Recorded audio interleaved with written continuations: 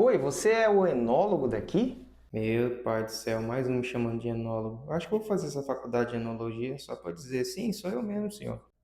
Boa noite, eu sou o especialista daqui. Como eu posso te ajudar? Eu quero um vinho custo-benefício aí. Qual que é o vinho? Ok, tem algum estilo de vinho que te agrada? Ah, eu gosto de vinho bom. Tá. Qual o valor que você quer investir no vinho? Ah, um que não seja tão caro e também não pode ser esse baratinho daí não, viu? Agora lascou, viu? O que que esse homem acha que é barato e o que que ele acha que é caro? Ah, mostra um vinho aí que você acha bom, que você considera aí um custo-benefício. Aqui, ó. Leva esse aqui.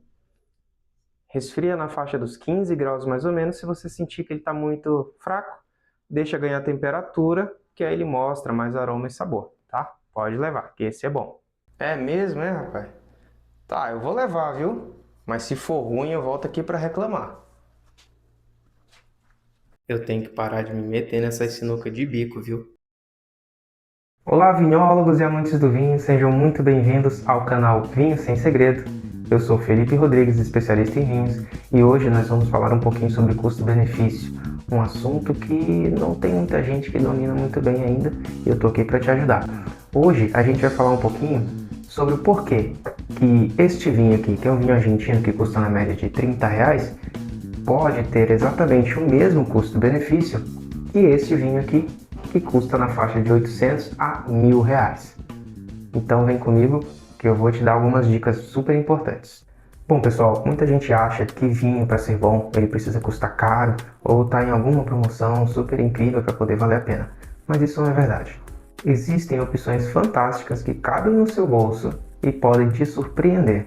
Então já deixa seu like, que hoje você vai sair daqui um expert nas suas próprias escolhas.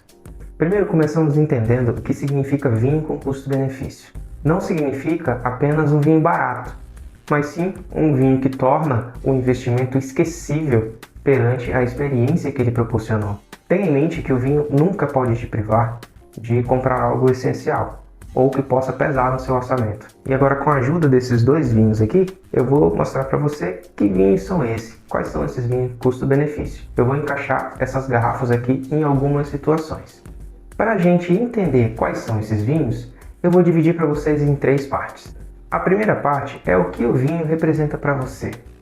É um hobby, um alimento, é um objeto de estudo ou simplesmente para relaxar? Como exemplo, para alimento ou simplesmente para relaxar, eu abriria este vinho que custa na faixa de R$ 30. Mas se eu tenho um hobby e eu costumo investir um dinheiro que muita gente investe em outras coisas, em relógio, em sapato, em bolsa, eu abriria este vinho aqui.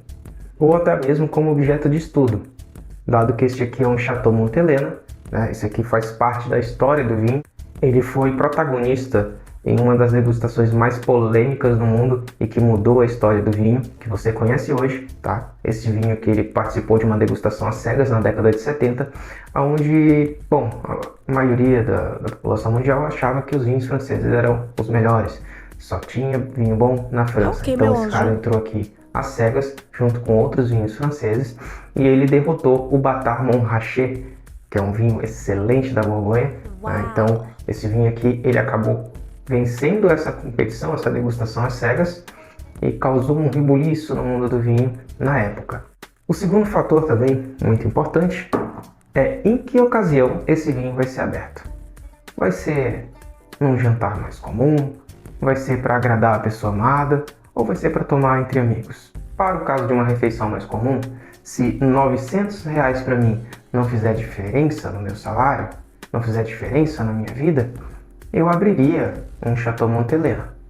Mas, como é o meu caso, eu abriria um vinho de R$ 30, que é o Mora Vista. Esse aqui é um vinho, é um Malbec bem jovem, né? 2024, tem um volume alcoólico de 12% e meio. Então é um vinho fresco, é um vinho fácil e acompanha aí uma refeição mais simples.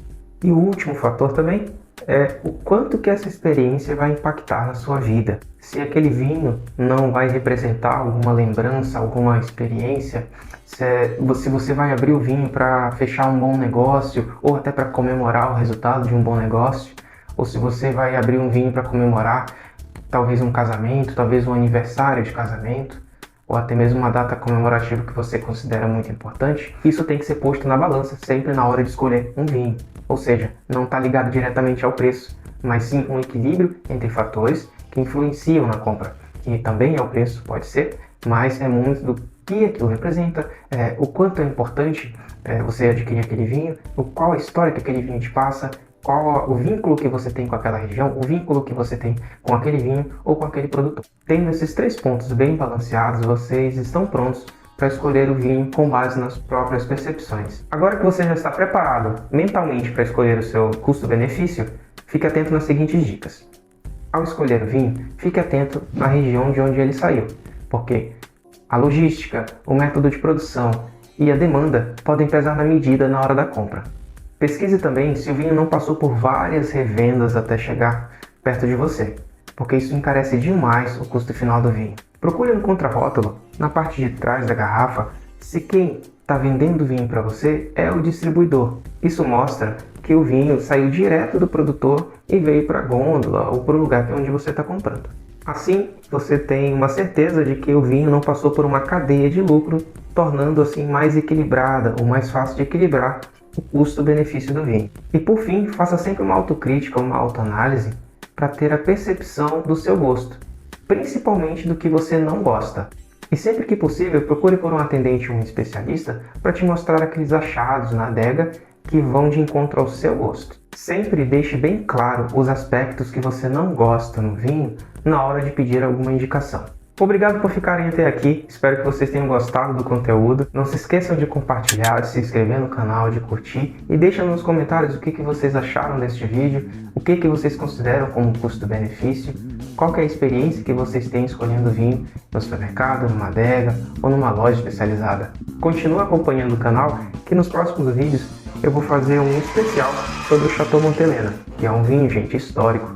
Esse vinho aqui, ele bagunçou, como eu falei para vocês, o mundo do vinho na década de 70, certo? Ele foi um divisor de águas sobre a qualidade que era antes muito desconhecida no mundo dos vinhos acerca do Novo Mundo, né? Esse cara que abriu as portas do mercado internacional para os vinhos do Novo Mundo. Então assistam o filme O Julgamento de Paris, onde esse cara aqui é protagonista, que vocês vão ver do que eu estou falando. Mas assiste o vídeo, assiste o filme e volta pra cá que a gente vai degustar. Eu queria que fossem juntos, mas eu vou degustar o vinho e vou falar das minhas impressões sobre este vinho. Até mais, saúde!